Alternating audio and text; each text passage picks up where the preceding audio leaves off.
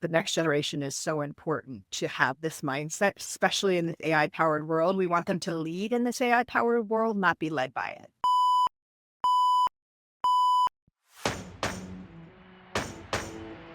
Every leader needs a trusted partner for the moments that matter.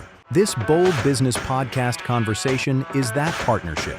Your go-to resource designed to break the inertia and refresh your perspective so you can start making moves. Here is your host, an insightful truth teller who serves as the catalyst for getting the right work done and who asks the questions that truly matter. Jess Duell. Productive struggle is an interesting concept, especially when we think about it in leadership. The way it has always been is the higher we are in leadership, the more ambiguity we have. And of course, we're the ones that are supposed to have all the answers. And while the buck does stop with us for accountability, what it doesn't do is mean we have to have all the answers. There is a concept out there that is becoming more and more prevalent that when we can embrace, and the earlier we can embrace it, the more our teams benefit. Dr. Jennifer Berry, she's the CEO at SmartLab, stopped by the Bold Business Podcast, and you're going to hear our conversation in just a second. What I took away from her was something that I've been hearing and hadn't heard articulated quite this way before, right? The sense. And this sense, this business instinct that I'm bringing to you through the Bold Business Podcast is that when we are given the answers, we become productive because somebody else told us what to do. So in somebody else's eyes, we are productive. Here's the thing: creativity, innovation, problem solving, adapting, flexibility, all the things we need for a fast changing market, which is every day right now, for a quickly changing market that might also be in disruption, if not today, most likely tomorrow for all of us. Being able to be with disconnect, struggle, confusion, uncertainty at every level of our organization is what will create the competitive advantage for us to go forward to make tomorrow possible through our actions today. One of the things I can tell you about collaboration in education, in industry, and in community ecosystems is what Dr. Jennifer Berry, the CEO at SmartLab, does with her transformational leadership. The role that she is playing and the group that she is guiding and navigating today's world with in the business sector is all about learning and creating opportunities for tomorrow's workforce. Because we need systemic change that matters not only for our funders, not only for our communities, but for those who are coming up and that will be part of our partners, funders, and communities actively and productively in the future. That is something that I think really lends itself to know about her as we're having this conversation. Because as you're listening, there are three things I want you to be listening for along the conversation. Celebrating effort is what propels the things we care about forward. And it creates positive impact on those 3-year goals.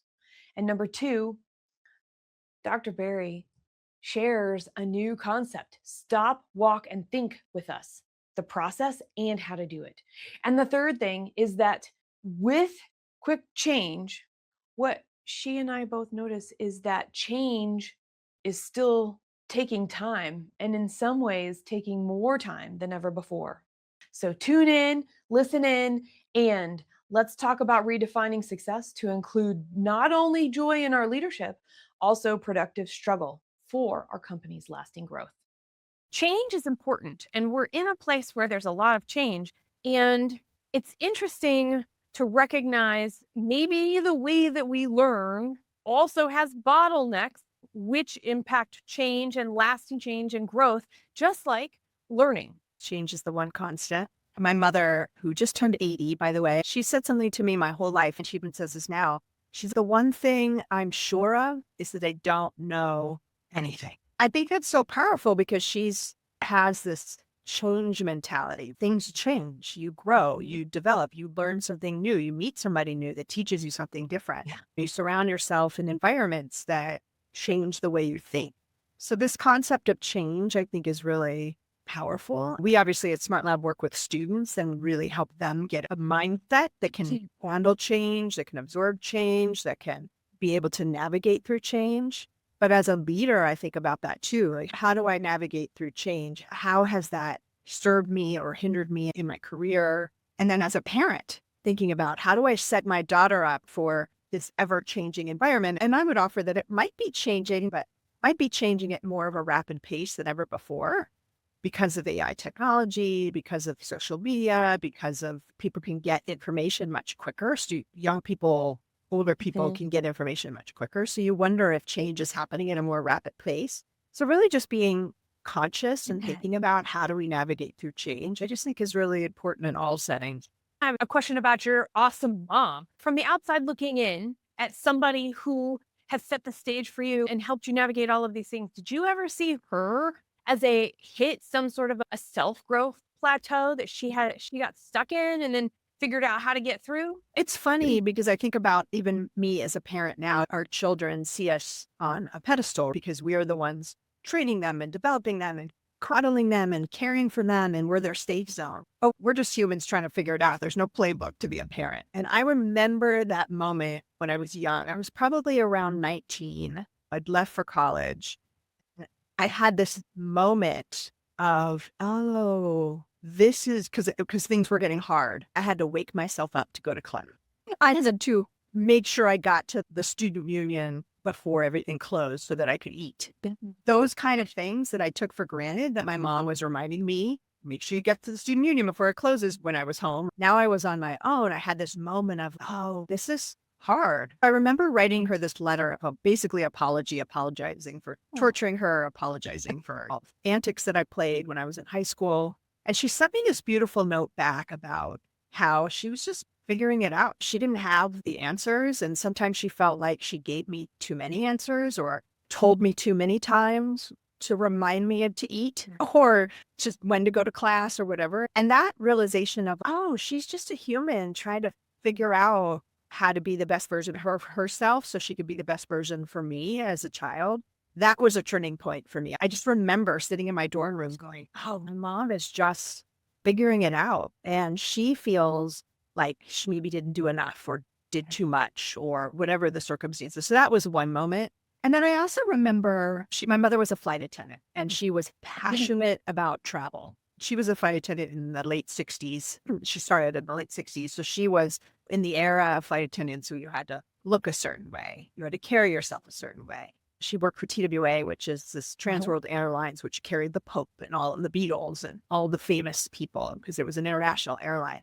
And I remember when TWA got bought by American, there were strikes and there was the owner gave these TWA women who had all these seniority pay cuts. And there was a lot of just turmoil in my mother's life. And so I had seen her up to that point of just always looking fabulous, acting with this polished air. And she always smelled a certain way, nails perfectly polished, hair perfectly coiffed. And then that shift when she realized that her value was maybe taken down a notch. Her seniority was taken down. Her pay was taken down. Yeah. And so I remember that shift for my mom where the hair wasn't as coiffed anymore, or she maybe would be a little bit more fumbly with packing her bag, wasn't as organized. I remember this. I was young. I was probably 12, 13. And I remember those moments of, wow, what is going on here? What is this shift? And as a young person, you don't really know what the shift is. And it was a tear. She was crying in her room more. Her identity had been taken from her a little bit. This idea that she had worked so hard and was so valued in this one organization. And now she's in a new organization, which took down her value notch a little bit. She had a bit of an identity crisis. And so I watched this and I remember years later going, oh, that shift was her going through a bump, a hardship. And then seeing her come out of that on the other side of, oh, I don't need to be the yes person all the time. Maybe I don't need to worry about painting my nails every single week. I know this sounds so trivial, but for her, there was a huge shift in her life. And so to witness her polish, just hardship, to then, here's the person I want to be. I want to be a little bit of that polish, but also I want to be comfortable in my own skin and I want to see my own value internally versus externally, I think was a really good moment for me as a young woman, and to witness her go through that journey, I think was really powerful for me. And I know in my life now, when I go through bumps, I know there's another side. I know that I can get through this. I have to feel what I'm going through. I have to allow what I'm going through to be real. And I find myself even talking to my daughter about that a lot, about what it means to get to the other side of something, but also lean into what you're feeling in the moment.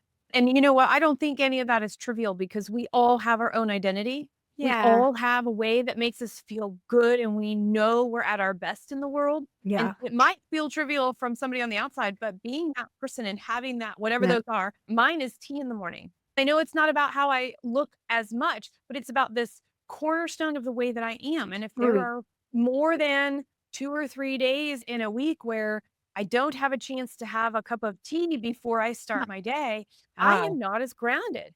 I can't be as much. And it's not even a really big, it's just how do I be my best self in the day? So I can relate, even though having been through those things too, I can relate on just an everyday mundane in quotes level because it's not mundane. It means something. I grew up as a dancer. I became a professional dancer at a very young age. And then I transitioned into the business world later. And now I'm a CEO of a company. And I'm a CEO of a STEM company, nonetheless, where I started as in the performing arts world. My dad's a professional actor. He runs a theater. So we're very much artsy.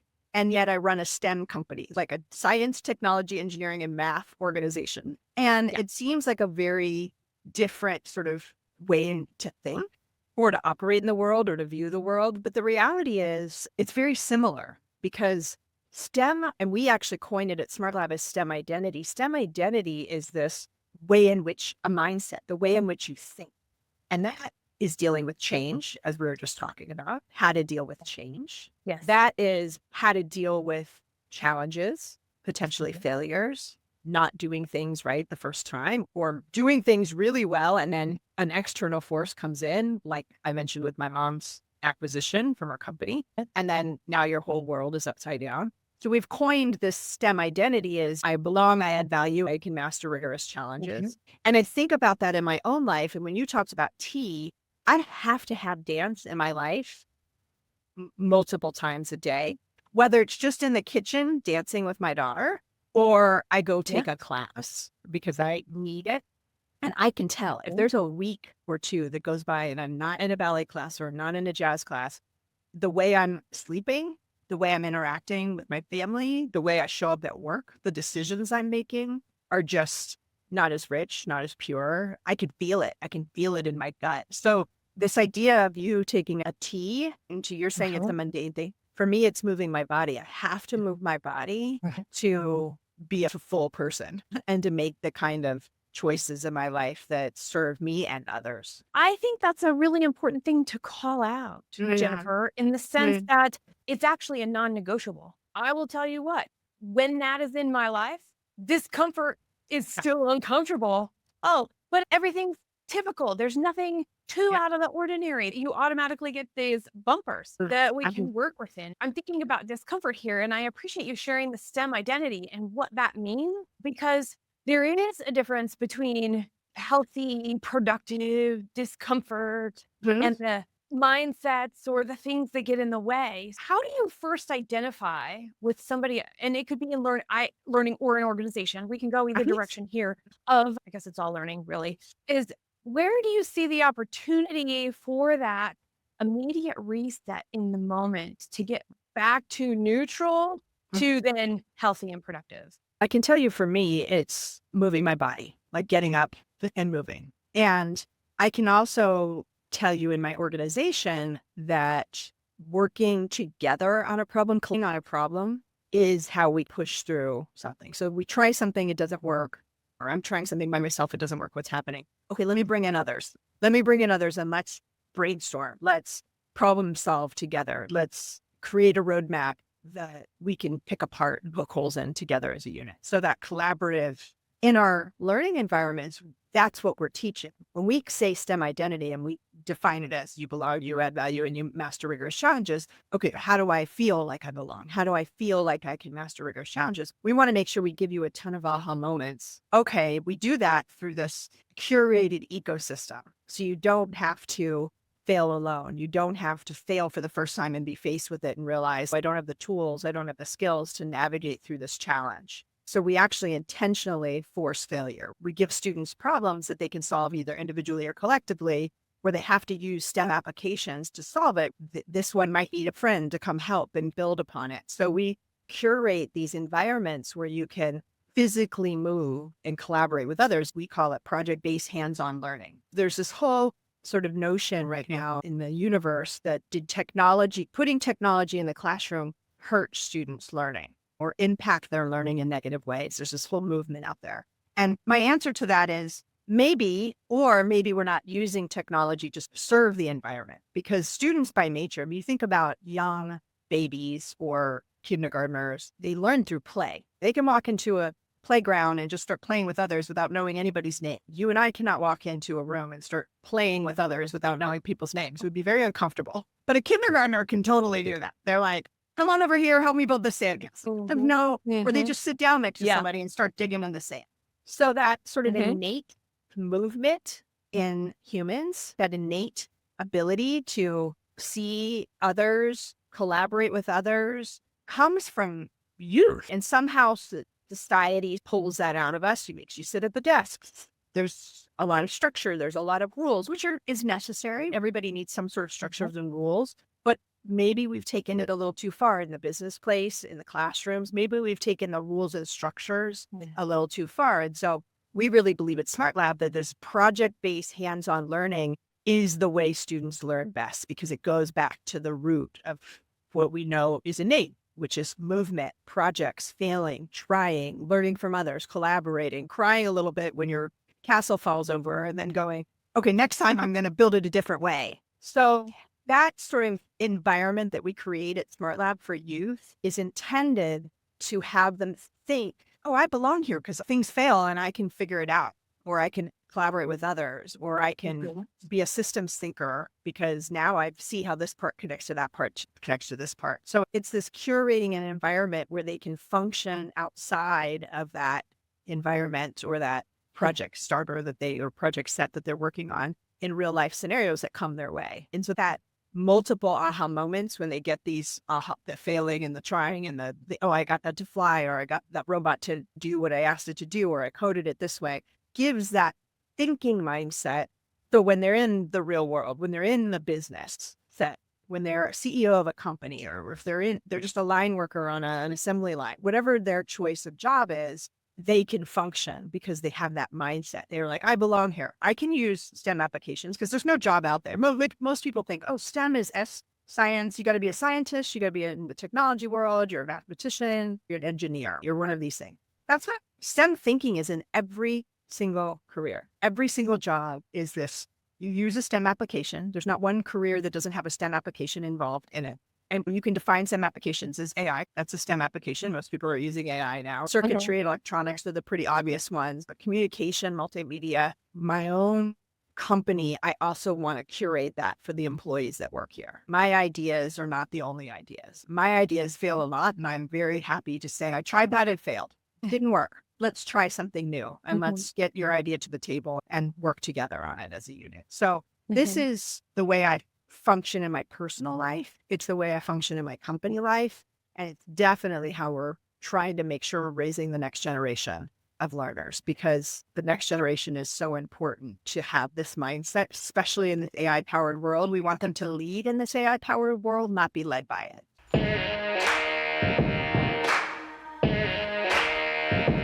Feeling stuck? Like, what got you here won't get you there. The pressure to grow is on, yet the path isn't clear yet. You don't have to walk that path alone. This is the Bold Business Podcast. Like and subscribe wherever you listen. Your host, Jess Duell, is the strategic partner you've been looking for, asking the questions that truly matter. It's time to break the inertia and get the perspective you need to make your next move. Dr. Jennifer Berry is our guest today on the Bold Business Podcast. We are talking about productive struggle and joyful leadership. I'm thinking about boardrooms. I'm thinking about monthly meetings or weekly meetings. And I'm recognizing that each of us adults in our own way, we come together by choice. We have this ability to choose to be together, yet there's this expectation that we're supposed to do it all on our own. Doesn't matter where we are in an organization, at whatever level, doing whatever role. There is an expectation of there is performance and this is what it looks like. And what I'm hearing you say is a lot different than that in some ways. And I'm going to tell you, when I look at the world as it is today, and I hear what you are bringing to the table as an organization, SmartLab, bringing this and helping learn in a different way, I actually think it would be like when I first got the internet when I was in high school. Honestly, we can do so much when we have the ability to problem solve, or to go, what if I tried this? Or to go, oh, okay, that works, but maybe I can do it differently. And so there's a forward-looking piece that we have to bring together then on the business side, which is, so we've got 24, 36, 16-month initiatives that are going on, and we have all of that daily work. And I call it doing the right work at the right time. And it's interesting and exciting, but there's no confidence there. And I think people forget. As I was listening to you, I think the easiest thing to remember is it's what I choose, and it's going to give me feedback, and then I can decide what's next. Yeah, and I think you can learn faster that way. Meaning, a lot of people say fail fast hard or fail hard fast. I don't remember this saying, but what does that mean? And when you talk about KPIs or business goals or the 35-month or 34-month plan or 12-month plan, quarterly plans, weekly plans, monthly plans, whatever, you've got to have all of them. So I think of the businesses in three different pockets. I think of obviously the longer term goals, maybe a 3-year strategy, sometimes a 10-year strategy, but you generally, I think in 3-year strategies. I work with a private equity organization. So we think in 3-year strategy. Then of course, you have your annual KPIs that you're trying to achieve for that year to hit the targets that are expected of the organization to be sustainable, to have your growth that you need to meet the expectations of the stakeholders. And so when I think of my annual goals, I bucket them under what we call strategic imperatives. So they're the key cornerstone imperatives that the words don't change, the definitions get tweaked a little bit. So the words we use, which are not rocket science, but we are tethered to them, are growth, sustainability, reach, brand, both internal and external brand, and top talent. And then lastly, impact. That's our 6th word, impact. And from there, we say, okay, if we care about growth for the organization, we care about sustainability, we care about impact, those are our corner strategic imperatives. Okay, how do we define those for this year? And every year I work with my leadership team and we define them differently. So growth one year could be, we want more partners. Next year, it could be, we want more labs sold. Okay, next year, we want more students. Okay, next year, whatever it is, we define it differently, but growth is the word. Okay, but how do we want to grow this year? Then we create the definition. Then we go, okay, how are we going to measure that? And then we create a KPI and then we monitor it every month. Everybody does. But those are the longer term, like you set those in place. But then what you're talking about is, okay, now what is the effort to achieve those goals? What's the projects, the tactics, the objectives to achieve those goals? On a day, I didn't get to have my tea, and on a day, you didn't get to go to your dance class. And so building a muscle of celebrating effort. And people say, oh, celebrate the milestone or when you hit the milestone. I'm like, sure, but what if you don't hit the milestone? But people still put in effort on that day where you didn't get your tea or on the day I didn't get to dance. I still put in some level of effort to that work or towards that objective that I'm trying to achieve. And some days it's more effort and some days it's less effort, but it was effort. And it's so what I have to work with. It's what I'm bringing it. And then celebrating that effort, that growth mindset kind of concept of effort builds the reward. So it's not about the outcome, but it's about the effort is really key. But more importantly, reflecting on the effort that you put in that day, reflecting on the effort and going, you know what, that was the level of effort that I was capable of today. And what do I need to do tomorrow to either put in more effort or put in less effort? Because sometimes we put in way too much effort and we're banging our head up against the wall and it's not getting the result that we want. So that real concept, and I work with this with my team a lot, of celebrating effort and reflection wherever you ended up on that effort meter that day or that week or that month. Because I tell my team a lot, I don't actually care about whether we hit that KPI or not. I'm like, I actually don't. What I care about is that we did something that we can point to say that changed, because sometimes external circumstances gave us that result and we didn't do anything. That's Or sometimes, so I actually care more about what are you doing to drive that change in order to hit that key? And then what kind of effort are you putting in order to achieve that goal? I don't, whether we hit it or not, to me, will happen or not.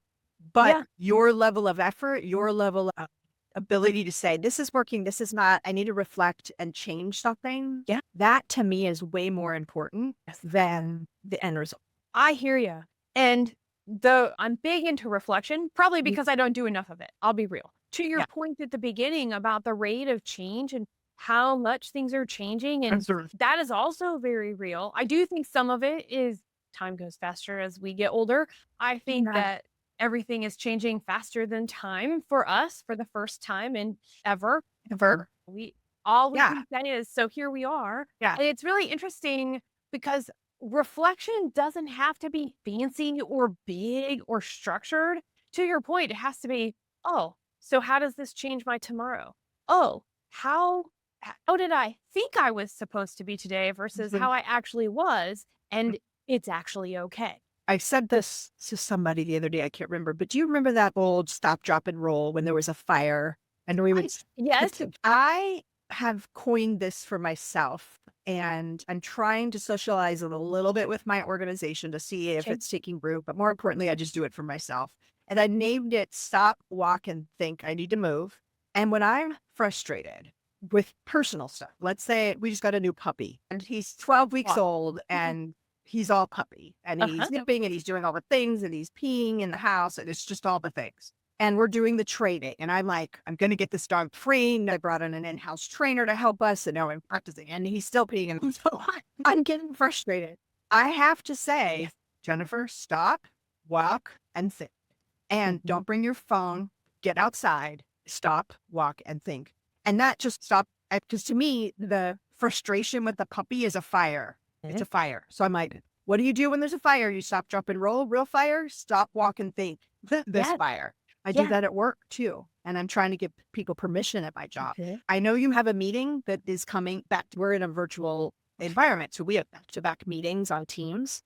So we're like teams and you never get a break. And I tell people, you know what? And I'd model this. Like, I just finished a meeting. It was a tough one. I'm feeling all kinds of feelings. I need 15 minutes to walk outside. I'm going to stop, walk, and think. And then I'll join you in 15 after. And they're like, okay, great. So I'm trying to model it. And I actually do it. I shut my computer down, put my phone down, I put my tennis shoes on, and I walk around the block. Now I have a dog to walk around. So that makes it even more special. But I walk around the block. Because getting outside, moving my body, stopping that pattern of frustration, that pattern of, I don't know what I'm doing. Why isn't this working? That walking move really powerful for me and has helped me and served me. And I needed a catchphrase to remind me when there's personal or professional fires happening. What do? You stop, walk, and you think. It changes so much. I come back with new ideas. I come back with a fresh mindset. Sometimes there's no ideas, but I'm calmer. So that's just a little trick and tip that I've used for myself because I needed it. As you were describing that, there were 2 points. My body went, there is something to this. So there's your feedback from me. Like you had a visceral response of stop, walk, think, has some presence and power there. And it's true. The expectation of being in meetings versus the expectation of being able to do deep, productive work, that is a real struggle today. Yeah, and it's not because of a lack of effort. It's not because of a lack of interest. It's not because of people not being efficient enough. It just is somehow, but then our time isn't our own. And so it's really not as collaborative as it could be. And taking those breaks is important. Each week I do a deep work session that's strategic, right? So you have your 3-year goal, 36 months, and you're breaking that down. Every Monday, I have time that I'm spending looking out at mine. Mine's actually, it's either 24 months or 60 months. It's whatever, both of them. So it's on either side of what you've got. And then, but that's only a little piece of it. It's this other stuff. And you know how I start and end that work session? Being outside and taking a walk. I love it. It's I'm making a transition to be present. And the walk around the block is actually probably about the same amount of time it takes to get undistracted from an interruption these days. Yeah, you get a twofer. I love that. There's some other little tricks that I've learned Oh, over the tell me. years. Yeah. I use it usually when I'm really stuck. That's not really a word, innovatively, but you know what I'm saying. If I'm struggling with an innovative approach to something, I'm like, I can't get through this. I keep saying to everybody, be innovative, and yet I'm just coming up with the same answer over and over. I'm like, this is not very innovative of me. So I do these little pattern breaks. So for example, I always go get Starbucks, and I probably should have invested in Starbucks because I've spent a lot of money. And I get a $5 green iced tea, which I could tell you is water in a tea bag. But yet there's something really special about the Starbucks water tea bag nice cup. And so what I do is I drive a different route to get to the same Starbucks. So I normally go turn right. I'll back out of my driveway and go, you know what? I'm going to go left instead of right. And I'm going to go around to get to that Starbucks. Pattern break. I'm amazed when by the time I get back to my desk, an innovative thought pops in my head. I'm like, oh, what if we tried it this way? I'm amazed by it. And it was just because I broke that pattern that I'm so used to. Or I'll say, I'm going to listen to a different radio station. I have Sirius, so I'll normally, because I have a 11-year-old, we're listening to Hits One. And so I'm like, no, I'm going to scroll down and I'm going to get a different radio station. Maybe one music that I don't even listen to. And just listen to a song that maybe is a coffee shop station. You see what, and it changes it breaks my pattern. Yeah. Or I brush my teeth with my left hand instead of my right hand. Like these little micro shifts that you have to be intentional about. I almost find it like rebellion in a way. That if I brush my teeth with my right hand, I'm being rebellious by brushing it with my left hand. And I love that you called that out, because embracing rebellion is exactly where innovation, creativity, problem solving at its best comes from. Yeah. And it's No, that this doesn't work anymore. those micro active rebellion moments that have these things pop into your head. I'm just saying, when we do it small, then we can come across as not actually rebelling, because we did it in our own way to free our own. I wonder, this could be as powerful as meditation in some ways, is what I'm taking away, because you notice your thoughts and let them go versus doing something different to let new thoughts in. And we're talking about adaptability here, Jennifer, and it's individual adaptability, how we can show up to support each other as we're each living our own lives, coming together to do our work together and make a difference in the world. But it's also gives us a basis which we can have the dynamics between us, or actually I really want to say something like dynamicism. Is that a word? I might have just, I like it. Make it a word. Dynamicism. When things, whether it's external factors, our own planning, directives from those that are also helping us guide the company, wherever it's coming from, we get shifts demanded of us. And so being able to flex and adapt with those matters. Yeah, it matters a lot. And it teaches you to notice things. When you follow a pattern, I'm not noticing things. I'm in my own head. I'm not noticing anything because I'm going the same route that I go every single day. When I have to go a different pattern, I'm like, oh, I didn't notice that speed bump here in this road, or there's my friend walking by. So when you take that back to the work environment, I'm a CEO of this company. I have to notice what my team is feeling. I have to be like, oh, they're not showing up on the screen in a good mood today. Or I'm in a lab, I'm doing a STEM identity day with the students or the facilitators, and I'm noticing they're struggling with something. Oh, I'm talking to that superintendent and he's coming in and telling me that this isn't working for whatever reason. And I'm noticing his body language. I'm noticing. But like breaking patterns can help you notice things. So therefore, when you're in a work environment, you're more adaptable because you're noticing things. You're not in the single, this is my idea as a CEO, we're going to do it this way. That's how we're going to do it. Opposed to, I have this idea, but let me look around. Is there something else I'm missing? Is there some other signal that I'm not seeing? And so that noticing things is really key. Yeah, notice that. I'm not going to yell at you, put your backpack up on the thing, clean your lunch pail. But I'm going to say, hey, did you notice anything? Like when you walked by 4 times and you tripped on your backpack, did you notice? And she, oh, my backpack. And then she goes and that's it. So I'm teaching her how to notice something And because her brain isn't developed yet, she doesn't have the executive functioning skills yet to notice those things. So I'm trying to train her brain to notice things. And I think in a work setting, especially as a leader of an organization, it's key because you can fall in love with your own ideas. If your week feels like you're being pulled from one demand to the next, this is for you. The daily grind is the #1 killer of business instinct, pulling you and your team away from your vision. Reclaim your strategic edge with the Present Retreat. This free guide from Redirection is a simple, powerful framework to carve out the space you need, to filter out the noise, make the right decisions, and lead with clarity. Visit presentretreat.com. Dr. Jennifer Berry is our guest today on the Bold Business Podcast. We are talking about productive struggle and joyful leadership. The ability to notice is almost just, okay, it's okay that I am the way that I am right here, right now. Okay, it's okay that this problem showed up. We'll figure it out. This is a challenge. I can figure this out too because I've Yeah. done it before. I have the tools, I have the skills, I have the mindset. We're going to work to get this together. Have you ever had to lead your team here at SmartLab, or even prior to SmartLab, a team through very big, long-lasting change? Yeah. I think, especially since COVID, I think there's been longer change cycles than I've seen.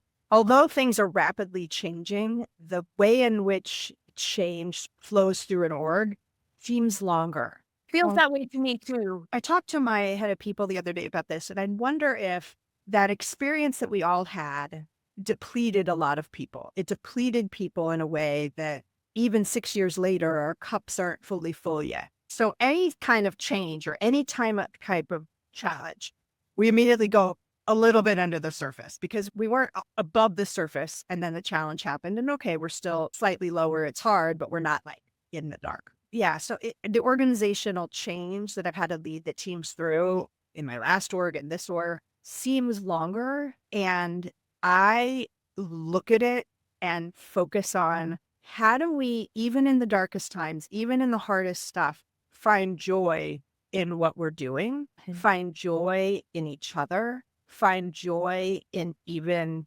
external noise that maybe we're faced with. Because this, I could speak for this country right now, there's a lot of polarization. You turn on the news, you just want to I don't even watch it anymore because I just can't. It's just, it sucks you dry. There's polarization, there's hate, there's fear, there's comparison. Social media has got all this comparison culture. I ensure that I'm present and contributing to the greater good of society, but I'm focused on living my life personally, in my family life, in my community, and in my organization through the lens of joy, even in the hard times, because joy isn't toxic optimism. Joy is, am I fulfilled by this mission? Am I fulfilled by this work?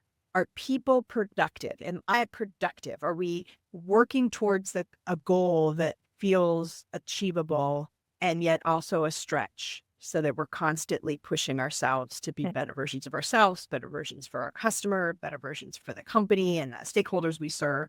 So I look at joy from how do we pull joy out of these micro moments? How do we live in a joyful vibration? I don't want to sound too heady and meta, but a joyful vibration versus that dark and doom, everything's caving around us vibration. Because I refuse to believe that we are not capable of more as a society, as an organization, and as individuals. It comes back to, I belong here in a whole different way, is what you're, I think, bringing to the table. And I will fully embrace that and say, hey, it's necessary. So where I'm going with this, though, is empathy and compassion and the willingness to really see each other, be in the same space as each other, even across a screen, like what we're doing here, is as important or more important. Process, automation, all of that has a place. It has an important place, as long as it's not happening as a cost to this. And I think even more so now with the speed of AI, because you can get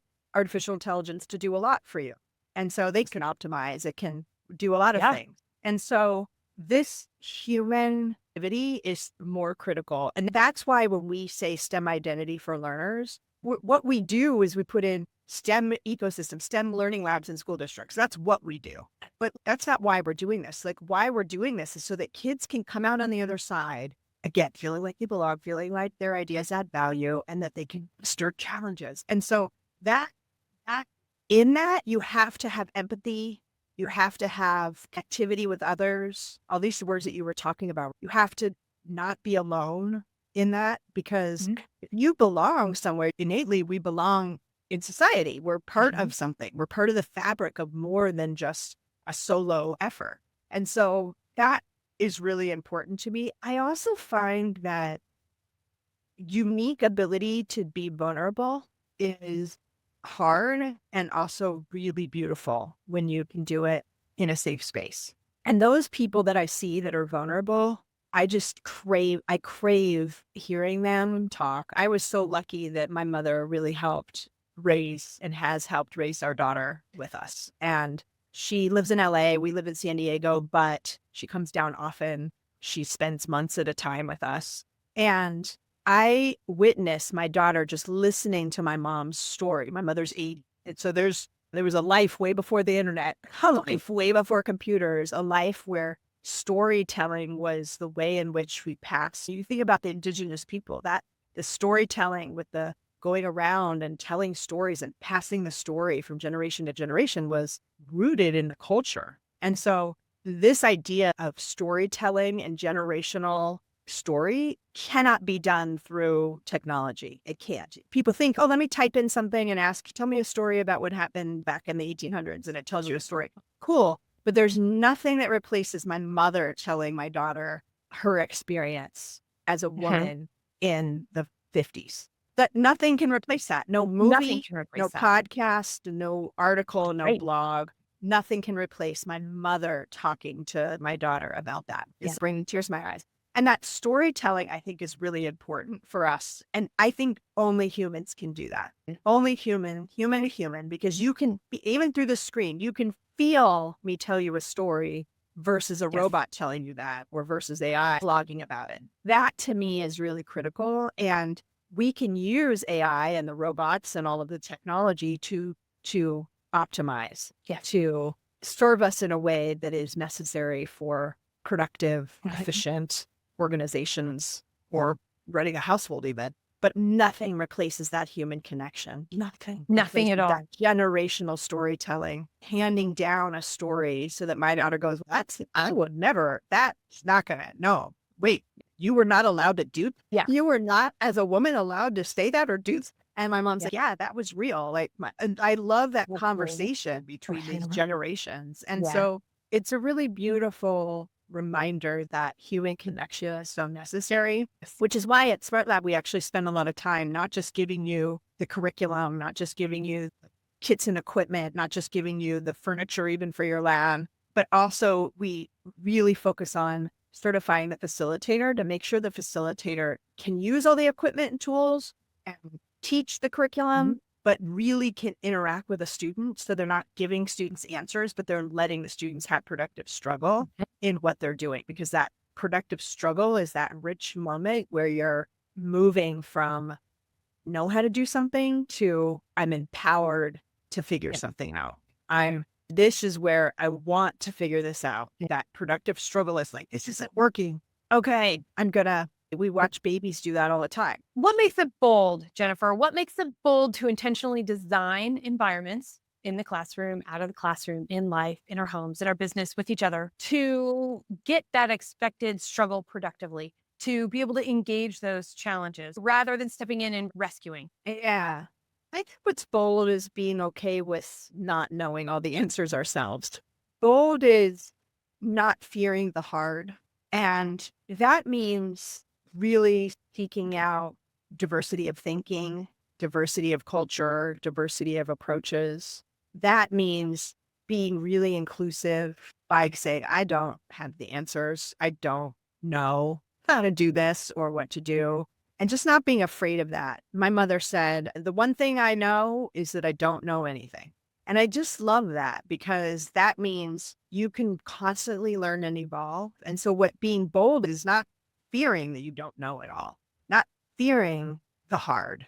And then if you're not afraid of that, then you can really build learning environments for kids that can be really healthy and life-changing. But you can also build an organization where people want to be there. They want to be at the table. They feel included. They feel like their voice matters. They feel like you're their steed, even if they look different or act different or eat different foods or whatever the case may be. I think that's bold to say, I don't have all the answers. I don't fear the hard, but I certainly can't do this alone.